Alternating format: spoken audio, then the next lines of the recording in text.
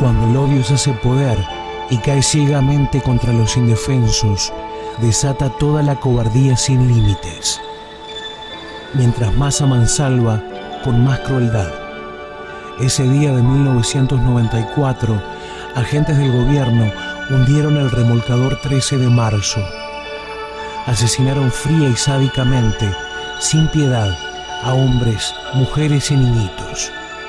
No se sintieron satisfechos hasta que no los vieron desaparecer en el mar oscuro, bajo los chorros de agua con los que los sepultaban. Lo peor es que los autores directos fueron declarados héroes. Este genocidio y la soberbia con que después el gobierno la defendió son un peligro para todo el pueblo de Cuba, pero también un desafío, una demanda de justicia. No estamos hablando de venganza u odio acumulado, pero es necesario recordar que este fue un crimen contra el pueblo cubano. El miedo no puede justificar el olvido o la indiferencia. Nuestra oración por las víctimas, pero también nuestra denuncia y demanda permanente de justicia. Osvaldo Payá Sardiñas.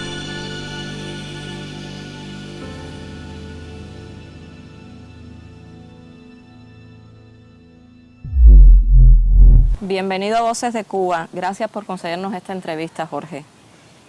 Ante todo, cuéntenos un poco quién es Jorge García. Bueno, voy a decirle en sí lo que yo represento, porque realmente Jorge hay muchos, García igual. Yo perdí a mi familia en el hundimiento del remolcador 13 de marzo. De ahí empieza mi triste historia en la vida. Me llamo María Victoria García, soy sobreviviente del remolcador 13 de marzo. Ahora estoy en Estados Unidos, desde 1999 llegué aquí. María Victoria, ¿por qué tomas la decisión de irte de Cuba en un remolcador con tu hijo de 10 años? Quería un futuro mejor para mi hijo. En Cuba no lo tenía y pensé que el viaje, que era seguro, podía el niño aspirar a algo mejor. ¿Y en ningún momento nunca dudaste ante la decisión que estabas tomando? No. Era un viaje seguro, no tenía por qué dudar. Sé que es difícil, pero vamos a remontarnos 20 años atrás. En aquel momento, ¿sabía usted los pormenores del viaje, todo lo que se estaba planeando? ¿Intentó en algún momento persuadirlos de que no tomaran esta decisión? No. En aquel entonces yo sabía todo lo que se estaba organizando, puesto que el jefe de esa expedición, Fidencio Ramel Prieto Hernández, era mi cuñado. Y más que mi cuñado, era como un hermano mío, ¿entiendes? Y entonces siempre compartíamos. Él quería que yo viniera en el viaje. Y yo le decía a Ramel, mira, monta a los muchachos, monta a los jóvenes y sálvalo de esta situación que tenemos acá en Cuba. Y entonces, así se hizo. Pero yo supe todo cómo se organizó, todo cómo se realizó. Lo que yo no fui porque cedí mi lugar. Si yo llego a saber que el destino me deparaba esa suerte mala, habríamos cambiado el puesto. Se hubiera embarcado en el tren. Exactamente. Preferible haber ido yo que he vivido, que no mi hijo, que no mi nieto, que estaban empezando a vivir. María Victoria, ¿cómo era tu vida en Cuba antes de los sucesos del remolcador? Una vida normal, igual que todos los cubanos, con quejas y problemas, pero bueno, trabajaba. Y con mucha escasez, aunque uno trabajara y uno viendo que no le podía dar a sus hijos lo mejor que podía. Pero se vivía. Yo perdí 14 familiares en el suceso, entre parientes cercanos y parientes lejanos. Y digo 14 por decir una cifra, no por creerme que soy el más, tú sabes, porque tanto duele perder un solo familiar que como 14, es lo mismo. Lo que uno, cuando hay tanta cantidad de pérdida, uno prioriza primero los parientes más cercanos. Y así entre ellos te puedo decir, perdí a mi nieto Juan Mario, que tenía 10 añitos, que estaba lleno de vida, que recuerdo las últimas palabras que tuvimos de despedida. Él era zurdito y me dijo, papá, tenía una ramita de un árbol en la mano izquierda con un nylon y un alambrito que era como un anzuelo. Y me mira y me dice, papá, te voy a traer un pescado bien grande para que te lo comas. Y alzó su marito zurda, porque él era zurdito, para que yo viera la varita de pescar que él había hecho. Y entonces él esperaba, se me queda así mirando sonriente y él esperaba que yo le diera mi respuesta. Tú siempre tan amable, Juan Mario. Y entonces repite, a sonrisa amplia, tú siempre tan amable. Esas fueron sus últimas palabras conmigo. Te puedo decir que mi nieto fue engañado, como la mayoría de los niños. ¿Y por qué engañado? Es una mentira piadosa. Porque bueno, que se les dijo a los niños que iban a montarse en un remolcador, que iban a tomar mar abierto, que corrían peligro. No, a los niños se les dijo que iban a pasar un tiempo de asueto en lo que se llama en Cuba campismo popular. O sea, ir al campo, ir a los ríos, pescar, ¿entiendes? Y ellos se fueron con esa idea. ¿Qué ganábamos, no? Porque si puede haber algún cuestionamiento. Primero hay quien me pueda cuestionar cómo montaron niños ahí, ¿verdad? ¿Cómo no le dijeron la verdad a los niños? No. Nosotros le dijimos a los niños una mentirita. ¿Para qué los vamos a hacer sufrir? Los vamos a preocupar con un viaje que en definitiva ellos son niños, no saben lo que les espera. Nosotros sí sabíamos lo que les podía esperar. O sea, que era una especie de opción, o esto o lo otro. Fueron conscientes de eso. Exacto. Y entonces, alguien me puede decir, ¿y usted, siendo una persona mayor, por qué dejó que los niños se montaran ahí? ¿Por qué dejó que los jóvenes? Yo propicié que fueran ahí. Y te voy a decir por qué. Porque ese viaje no era una locura. Ese remolcador llegaba al Polo Norte, por decirte un punto en la geografía. Ese remolcador se le puso un motor nuevo, se le arregló en su totalidad el casco. Muchos de los sobrevivientes que viajaban abajo en el cuarto de máquina decían de que eso era una shopping ahí abajo. Todo estaba muy lindo. Se le echaron 1000 galones de petróleo.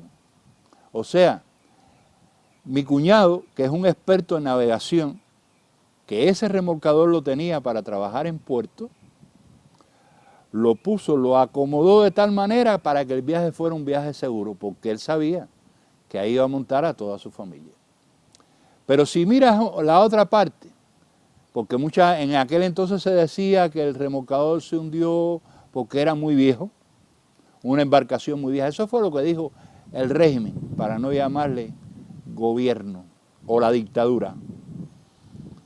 Eso era muy viejo, que tenía 115 años de vida. Mentira. Todo una gran mentira, una farsa montada. Ese remolcador llegaba al Polo Norte. Bueno, ese día salimos de la casa 21 personas en una guaguita cuastre de turismo. Y fuimos hasta el muelle de Salvamento. Ahí cogimos el remolcador, que mi tío trabajaba ahí. Nos montamos cerca de las 3:30, nos montamos todos y salimos rumbo a Miami. Y entonces, ya a la salida del puerto, nos venían siguiendo otros remolcadores del gobierno de Cuba. Nos venían siguiendo, nos empezaron a dar golpes por todos lados y a echarnos agua, chorro de agua, a presión. Entonces estábamos en el cuarto de máquina, cuando nos mandaron a salir a las mujeres y los niños para que no nos hicieran más daño, para evitar, por los niños sobre todo, ¿ves? Que si veían a los niños no le iban a hacer más daño al remolcador. Entonces salimos para afuera y ellos no me dieron las consecuencias y siguieron dando golpes con chorros de agua hasta que uno de los golpes ya nos hundió el remolcador. Y ahí perdimos todo.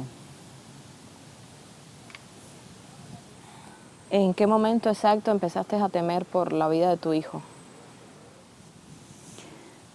No pensé que los golpes y los chorros de agua nos fueran a hundir. Nunca había experimentado eso. No, yo no sé ni nadar, así que nunca he estado mar afuera, mucho menos en un remolcador. Y entonces yo no sabía que llegara a pasar lo que pasó. Nunca lo pensé. Tenía la esperanza que nos fueran a dejar tranquilos y ya, dejarnos ir. Pero encima de los golpes, el remolcador se llenó de agua también. Y ya a la vez que se fue hundiendo, ahí yo dije, ya, esto sí se acabó porque yo no sé nadar y tengo encima al niño que tampoco sabe nadar. Y ya ahí sí lo vi todo perdido ya, por lo menos para nosotros que no sabíamos nadar. Pero bueno, no sé, subía y bajaba de nuevo, no sé qué profundidad bajaba, con el niño cargado y volvía a salir a flote y así como 3 veces. Y hasta que en una encuentro una señora, sé que es una señora porque cuando la toco le siento los senos, y entonces que estaba flotando y me aguanto de ella. Entonces voy para donde está un grupo que vi, que pensé que estaba mi hermano y mi esposo ahí, y empecé a llamarlo y voy para el grupo de ellos. Me quedaba un poco lejos, pero entonces veo un remolcador que se acerca a nosotros. Estábamos solos el niño y yo con la señora, y veo un remolcador que se acerca y le digo que nos ayude, que por favor que nos subieran, que no sabíamos nadar, que nos ayudaran, y dijeron que se mueran, fue la palabra que dijeron. Entonces tuvimos que seguir al grupo que estaba allí, pero ellos tenían una tabla de una nevera, estaban aguantados de una nevera. Entonces solté a la mujer para aguantarme de la nevera pensando que fuera a servirme mejor, porque pensé que la mujer se me podía hundir. Y cuando me aguanté de la nevera, me cayó todo el mundo arriba.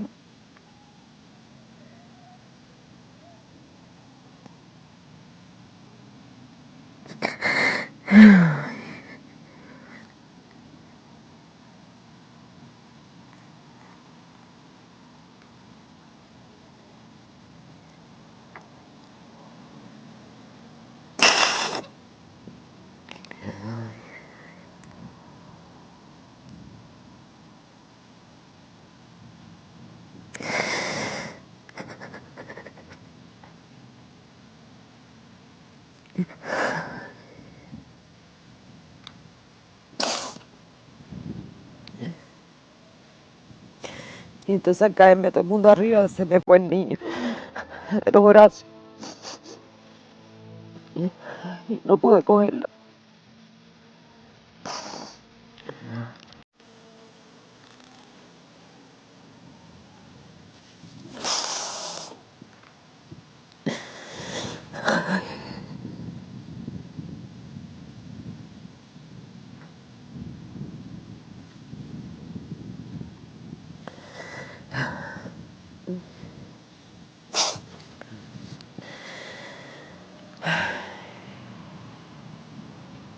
Después nos recogió otro remolcador y nos subieron y nos llevaron para Jaimanita.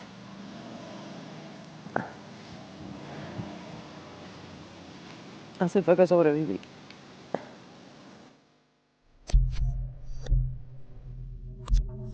¿Por qué el remolcador no pudo salvar la cota de la trastienda del Morro? ¿Por qué?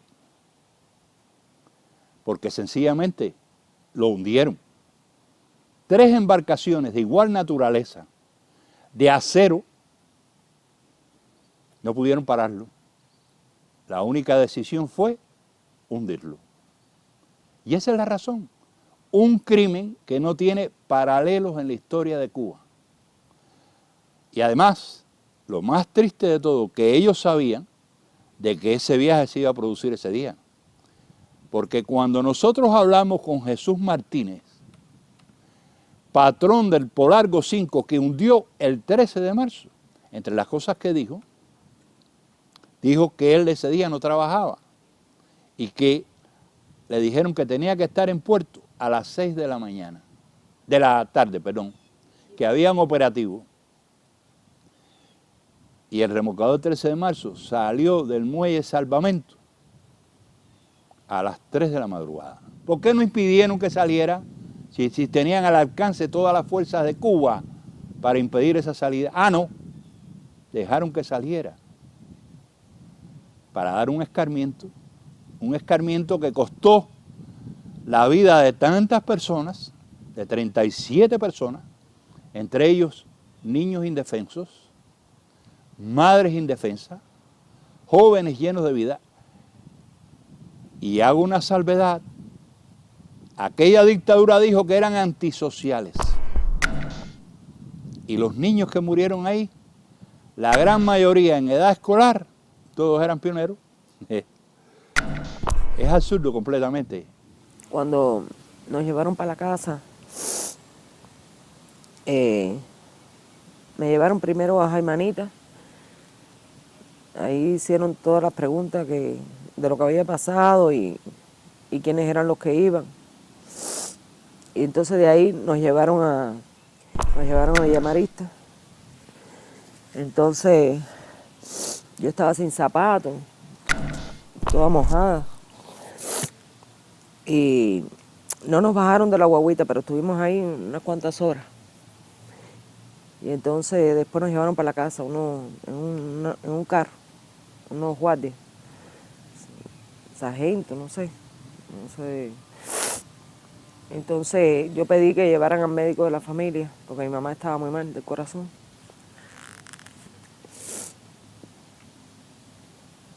Cuando llegamos a la casa,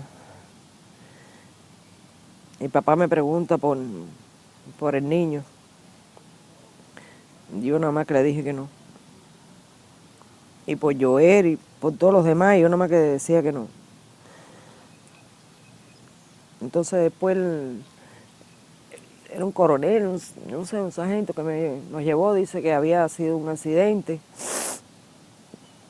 Yo le dije que eso no había sido un accidente, que fue que nos hundieron. La primera noticia la recibo por la radio cubana. Estaban diciendo por Radio Progreso y Radio Reloj una noticia muy temprana.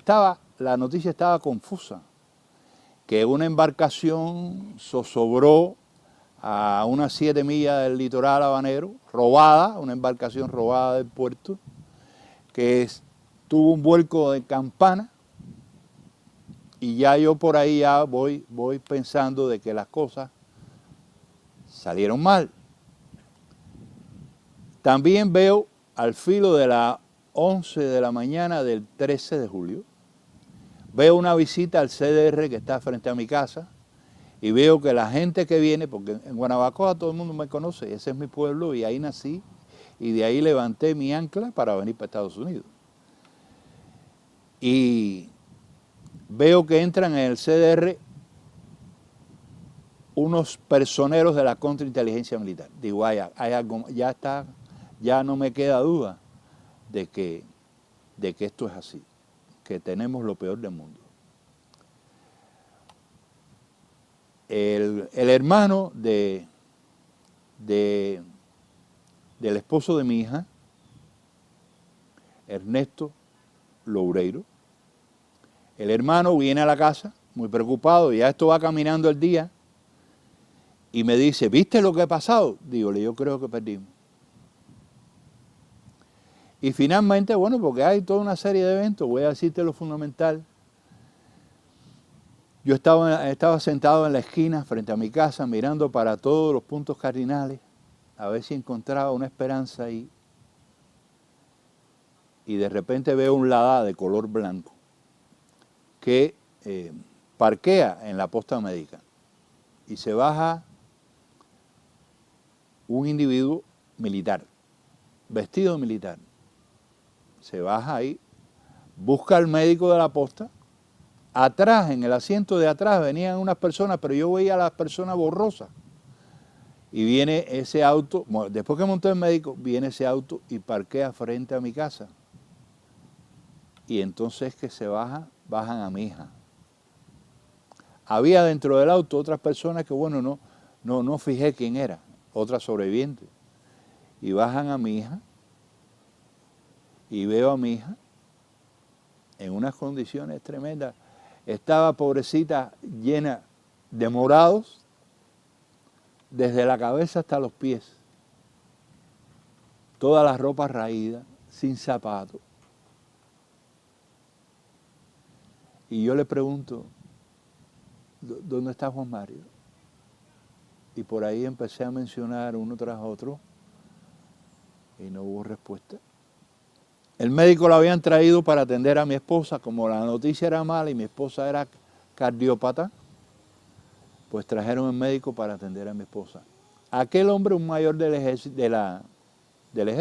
vestido de militar, pero de la seguridad del Estado. Recuerdo su imagen como si fuera en estos momentos, de verdad, y pienso que el hombre tenía un buen corazón, aunque en ese momento estaba jugando un rol feo. Pero él me dice a mí, mire, yo pienso que había ocurrido un accidente en la guagua. Mire, tengo que darle esta noticia desagradable. A mí el mando me escogió para ayudarle esta noticia. No me gusta para nada hacerlo, mire. El barco donde ellos viajaban se hundió y usted tiene una cantidad de muertos en su familia tremenda. Ahí todo fue, y ahí mi casa se convirtió en un hervidero. Pero la esperanza de verlos con vida, las guardé hasta hace poco. ¿Por qué? Porque hay una cosa, ¿no? Cuando a ti se te muere un familiar, tú le das su último adiós, lo ves en un féretro, lo ves con el rostro constreñido, y lo acompañas al cementerio, y tú alcanzas en tu conciencia de que tu familiar murió. Pero cuando tú conservas la última imagen de ellos, en vida, sonriente, lleno de alegría, esa es la que guardé siempre. Y yo dije, nada, ellos a lo mejor cogieron y nadaron y alcanzaron una orilla y los espero. Y cada mañana los esperaba.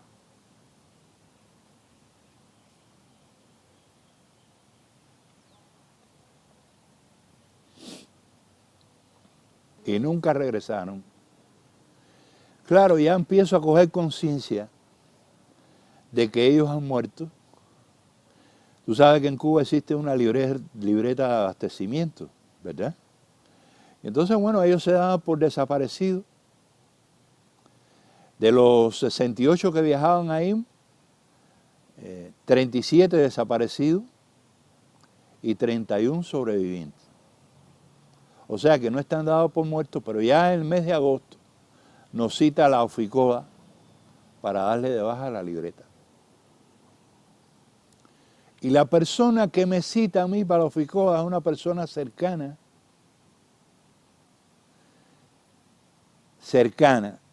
incluso que de cierto modo compartíamos el mismo dolor. ¿Ves? Porque ella había perdido a su esposo en el remolcador y había perdido al padre de su hijo, que es el mismo esposo. Sin embargo, ella nos dijo que tenía que darnos de baja a todos de la libreta. Y yo le dije, pero si nosotros no hemos cogido la comida de ellos para alimentarnos, lo que nos has matado tú, las esperanzas de nosotros, porque ya con esta línea que tú tachas en la libreta, quiere decir que ya ellos los perdimos para siempre. ¿Qué es malo lo que tú me has hecho? ¿Qué es malo? Oye, si yo te pudiera dar toda la comida de ellos para ti, para que alimente a los tuyos, pero aunque sea, déjame la esperanza. Pasaron una línea y nada. No. Desde entonces esa persona y yo más nunca hablamos ni una sola palabra. Y ahí empezamos a tener reuniones con el partido nos llevaban para hacerme entrevistas con el gobierno. Y entonces un día fue una cadena de televisión y me hizo una entrevista. Al otro día me hizo una entrevista para saber lo que había pasado. Después que diste esa entrevista, ¿en algún momento sufriste algún tipo de represión por parte del gobierno para que no siguieras denunciando lo sucedido? Yo después de eso tuvimos una reunión en el partido con la federación, que representa a la Federación de Mujeres. Y allí yo fui con mi papá porque nos empezaron a hacer preguntas de lo que había pasado. Pero antes de eso nos brindaron café. Y me dieron un café que después mi papá me dijo no me lo tomara, pero yo no lo entendí, me lo tomé. Y me puse muy mal. Me puse muy mal y me tuvieron que poner inyecciones en la vena. Y me tuvieron que tener dormida mucho tiempo, porque me puse muy mal. Y después me fui para el gimnasio para ver si mejoraba y me tiraron un carro arriba. No me hizo daño, pero bueno, tuve que dejar el gimnasio también. Ya después decidí no salir de la casa para no tener problemas. Pero igual cuando íbamos a echar flores al mar, nos seguían. Nosotros íbamos en bicicleta siempre. Y siempre nos perseguían. Pero había que hacer. ¿Y por qué crees tú que hacían todo esto? ¿Qué pretendían? Callarme sería. Porque me acuerdo que mi primo estuvo preso en Villamarista y cuando salió yo estaba en la casa de mi primo, cuando él salió. Y el oficial que lo llevó, yo le decía, bueno, ¿y cuándo va a ser el juicio? ¿Cuándo va a haber el juicio? Y me decía, no, es que no hay caso, no va a haber juicio porque no hay caso. Digo, ¿cómo no va a haber caso si estamos nosotros? Si hay caso. Entonces ahí le empecé a decir, no, porque si te matan a tu hijo, tú no denunciarías. Y entonces mi primo salió muy mal también y me decía, Maggie, cállate, qué sé yo. Entonces dice, ¿quién es ella? Dice mi primo, ella es mi prima, la de Guanabacoa. Dice, tú eres la de Guanabacoa, la que habla mucho. Entonces mi primo le decían allá que tu primita, que dile que se calle porque la callamos. Cosas así que le decía. Mi hija está viva de milagro por el hundimiento del remolcador 13 de marzo. Pero también está viva de milagro por las autoridades de seguridad de Estado que por poco me la matan. Esa que ustedes ven ahí. Ellos estaban a la casa de ella. Y gracias al Señor nunca pudieron liquidarla. Ahí está. Entre las cosas que hicieron barbaridades con ella. Se tomó un brebaje en un café, un psicotrópico agregado a ese café, que por poco me la vuelve loca. Y aunque yo le hice una seña para que no tomara el café, ella no pudo captarme la seña, porque estábamos rodeados de gente de la seguridad de Estado, y ella se tomó el café, y pasamos un susto con ese café. Por poco mi hija se vuelve loca. Ellos querían quebrantarle la memoria de ella.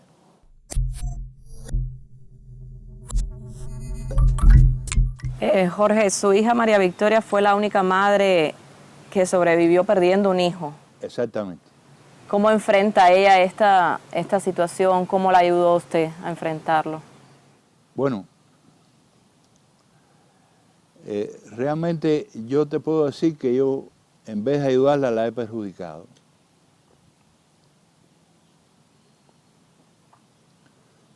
¿Por qué? ¿Por qué la he perjudicado?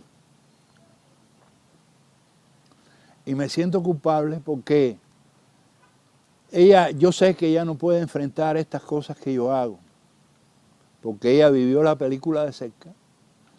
Y creo que el horror más inmenso, no puede haber horror más inmenso que el que ella vivió en los últimos instantes que ella pierde a su hijito. Y yo no he tenido en cuenta eso y muchas veces le invito a estar en esto, a estar frente a la prensa, sin darme cuenta de que ella bastante poco lo puede hacer. ¿Por qué? Porque ella es una de las gentes más sufridas. Sin embargo, en los primeros instantes fue la que se llenó de amor propio, se llenó de un valor extraordinario. Y te digo, apenas a 48 horas del suceso, mi hija estaba informando acá a todo el mundo, a través de las cámaras, la verdad de lo sucedido. ¿Cómo es la relación con tu padre? Magnífica. Él es el que me ha ayudado en todo, me ha apoyado en todo, porque yo realmente no, esto me afecta mucho. Me afecta muchísimo estar viviendo lo mismo, porque me parece que fue ayer. Eso no se me olvida ningún detalle. Y él, la verdad, que me ha apoyado mucho en todo. Él es el que ha dado la cara por todo este problema, que ha tenido la fuerza para enfrentar todo esto, porque es bien duro.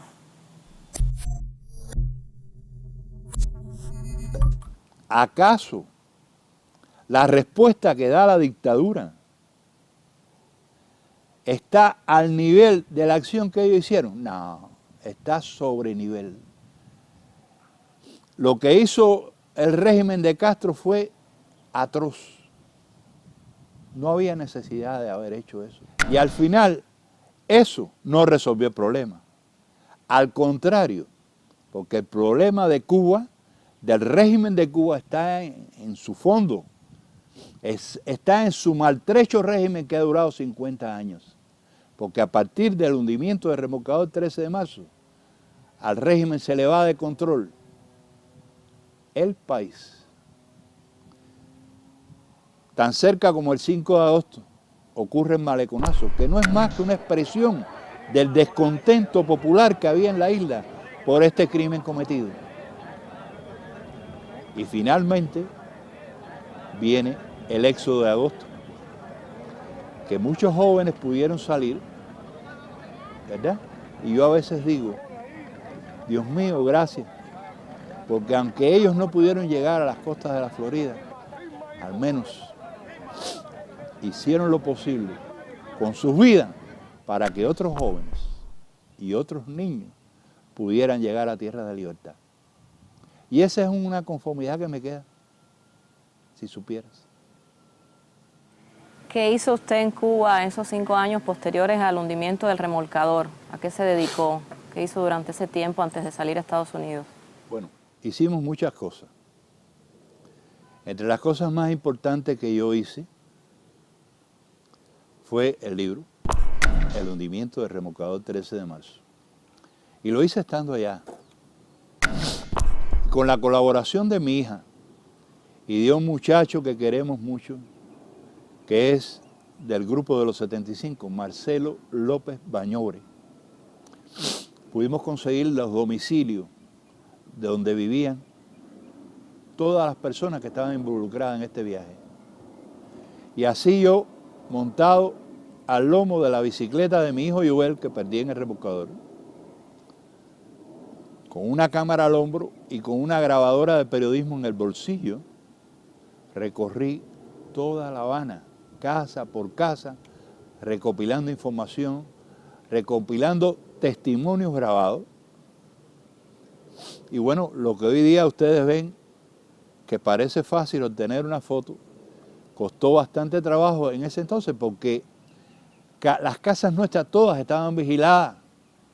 En las casas nuestras estaban las brigadas de acción rápida desplegadas, estaban los comités de zona con guardias especiales, vigilando las casas de nosotros.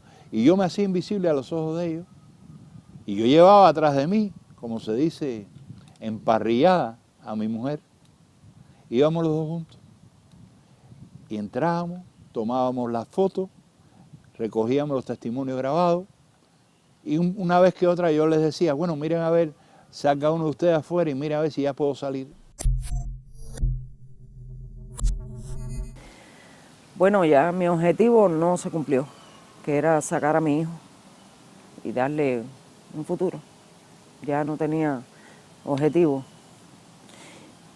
Pero La represión era tan grande que yo no podía seguir viviendo allá. No tenía vida, no podía trabajar, no salía muy poco de mi casa. No era vida lo mío. Entonces decidimos junto a mis padres venir para Estados Unidos, por lo menos, para ser más libre. Tener la libertad de salir para la calle, de hablar todo lo que yo tenía que decir. ¿Qué personas te han ayudado en todo este proceso? Muchas personas.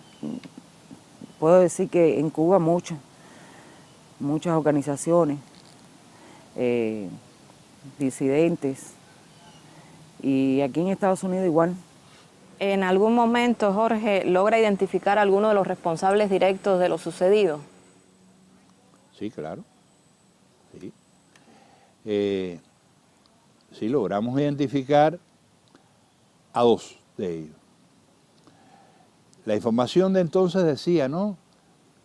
Según los sobrevivientes, Chino Jabao, no tiren más chorro de agua. Ese Chino Jabao localizamos donde vivía él. Y le montamos a él un operativo, entre paréntesis, un operativo civil, no militar. Un operativo con cámaras de fotografía, de manera que pudiéramos retratarlo. Y después de esa foto, hacer una entrevista con él. ¿Has podido perdonar a los responsables de la muerte de tu hijo? No, eso no se perdona. Que perdone Dios. Yo no soy Dios para perdonar. Yo no perdono. No puedo porque va a ser 20 años y yo no lo olvido. No puedo perdonar. Yo no me perdono.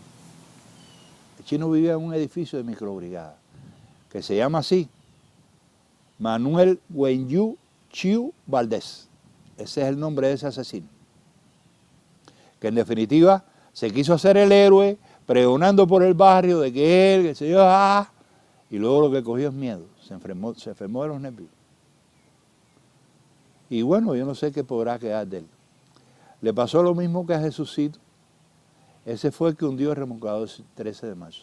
Él vivía, mira, en un cuartucho, en la casa colindante donde vivía el abuelo paterno de mi nieto Juan Mario.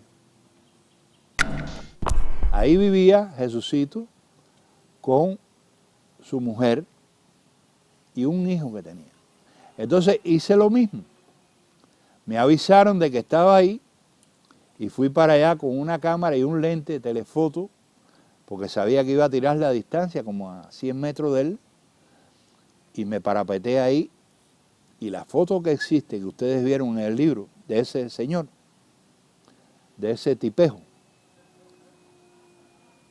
la tiré yo. Y se la tiré viniendo caminando para arriba de mí. Él venía para arriba de mí. Él me veía que yo estaba tirándole la foto. Pues fíjate que la imagen de su rostro se ve que me está mirando el lente. Y le tiramos. Él venía con el niño de él atrás, en la bicicleta, saliendo de su casa. Y después vino la entrevista, donde entre las cosas que él niega completamente de que él hundió el 13 de marzo, que todo eso no fue él lo niega. Pero en los momentos que negaba, él estaba nervioso, más nervioso que nosotros, porque estaba ahí en la reunión el hermano de él, que se invitó, la mujer de él. Y a la mujer se le dijo, mira, tu esposo es un asesino de niños, no merece ser papá de ese hijo que tú tienes. Y él temblaba, para mí que se hizo pipi en los pantalones, y había un olor pestilente mientras él hablaba. Él estaba nervioso. ¿Cuál es el recuerdo más vivo que guardas de tu hijo? La última imagen. La última imagen. Cuando se me fue.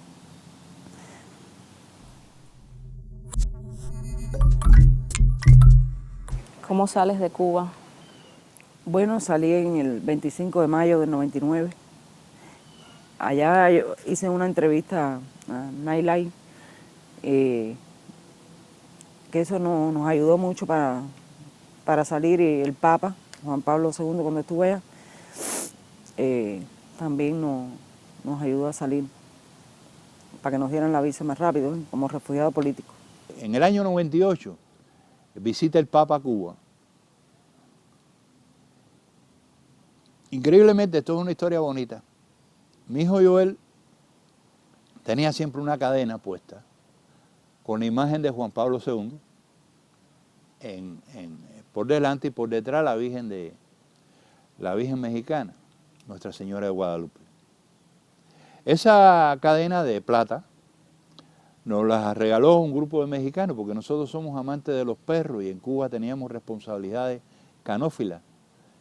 Y nos visitó una comisión de los canófilos mexicanos radicados en Vallarta. Y nos llevaron regalos, y entre los regalos que nos llevaron fueron cadenas con la imagen de la Guadalupe y de Juan Pablo II. Y mi hijo siempre tenía esa medalla con él. A raíz del suceso, una de las primeras visitas que recibimos en Cuba fue el nuncio apostólico, o sea, el embajador del Vaticano en Cuba. Fueron a la casa a llevarnos una carta de su santidad. Esa carta yo la conservo, donde su santidad nos llama a nosotros a alcanzar consuelo, desde el punto de vista católico, ¿no? Nos ayuda en eso. Fue un gran momento para la familia, la visita del nuncio. Yo no sé cómo lo dejaron llegar a mi casa, porque toda mi casa estaba bloqueada por los 4 puntos cardinales, pero llegaron. Y bueno, uno de los sobrevivientes, Pimpi, él estaba abajo y sobrevive. Y va preso a Villa Marista, y cuando lo sueltan, viene a mi casa, todo destruido, pobrecito, y me dice, tengo algo conmigo que vengo a entregárselo. Y yo, ¿qué tiene? Dice, mira, la cadena de mi hijo Joel. La cadena que en su instante mi hijo tenía.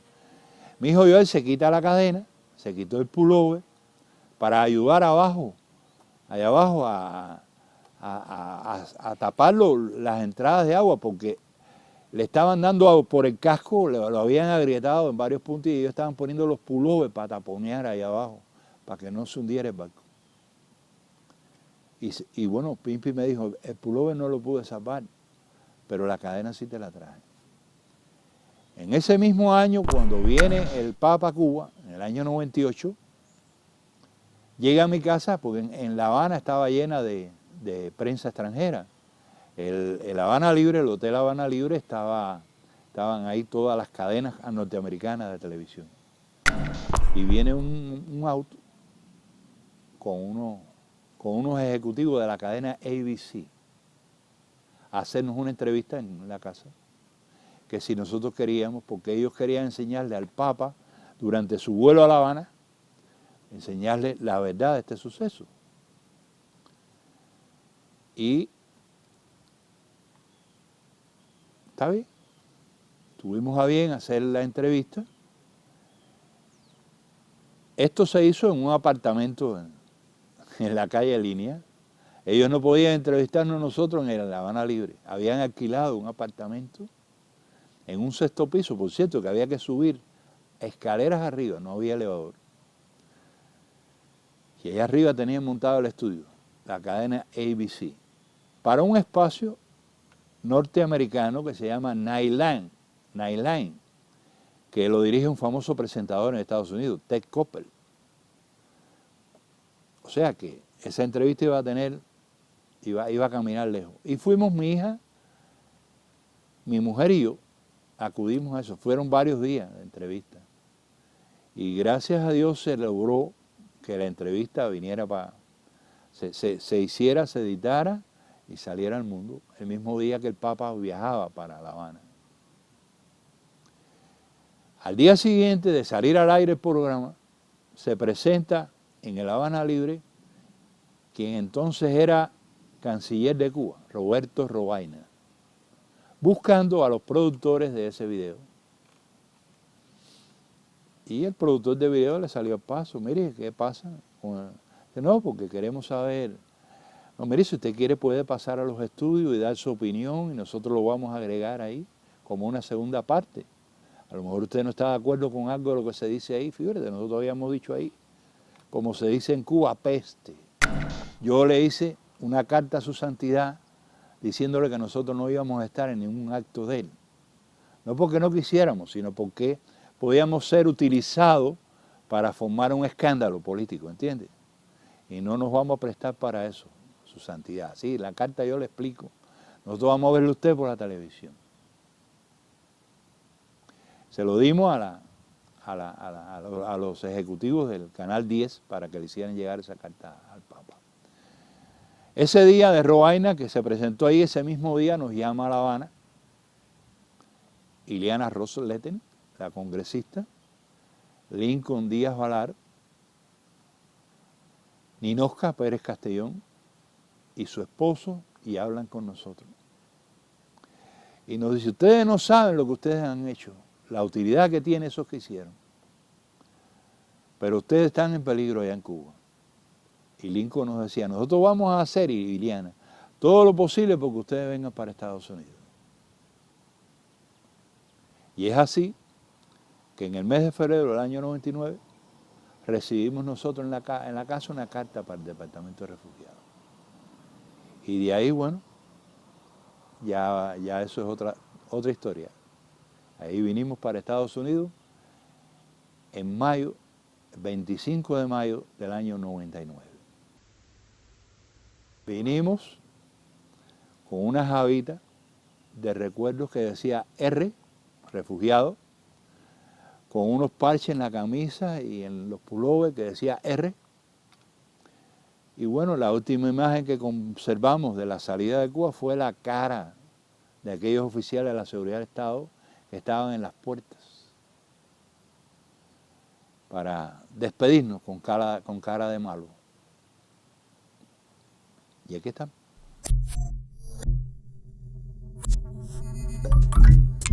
María Victoria, ¿has logrado rehacer tu vida aquí en Estados Unidos? Bueno, me casé nuevamente, pero no puedo tener más niños, no he tenido más niños. Y estoy bien, ¿sabes? Tengo gente que me apoyan, me han ayudado mucho. Pero eso es físicamente, ¿ves? Interiormente yo sigo siendo la misma, no ha cambiado en nada y no se me olvida nada. Hace 10 años usted dijo que esperaba que Dios y el tiempo lo ayudaran a olvidar y a perdonar todo lo que había pasado. ¿Ha sucedido esto, Jorge? Bueno, mira, hay cosas que yo no sé, no recuerdo lo que dije hace 10 años atrás con exactitud, pero pienso que esto no se olvida. De la misma manera, el perdón lo da el cielo, lo da el Señor. Yo lo que he hecho es llenar mi corazón de amor, sustituir el odio, las venganzas por el amor. Y es lo mismo que decir que tengo a Dios en mi corazón. Claro, este suceso en el que me vi envuelto en el medio siglo de mi vida, pues naturalmente da para muchas cosas, da para un suicidio, da para tomar venganza por las manos de uno, da para hacer cosas que son anti Dios. Y no, gracias a Dios estoy aquí. Han transcurrido 20 años de aquel suceso. Y hoy por hoy este hombre que ves frente a las cámaras no es el mismo de aquel entonces. ¿Regresarías a Cuba en algún momento? No hay razón. No hay razón para regresar. Y este hecho en el que nos hemos visto envueltos nosotros, que no se hizo, nadie pensó a dónde llegaría este suceso, que ha ocupado un lugar sagrado en la historia de Cuba. Mañana, cuando no existan los Castro ahí, vendrán otras generaciones que abrazarán estos aires de libertad y que el remolcador seguirá vibrando. ¿Y crees que es posible hablar de justicia después de 20 años, que se haga justicia? Sí, esa es la esperanza que nos queda, que se haga justicia. Pasarán 20, 30 años, quizás yo no esté ya, pero yo espero que sí se haga justicia. Tiene que hacerse, fue muy cruel. Lo que hicieron con nosotros fue muy cruel. Y espero que se haga justicia.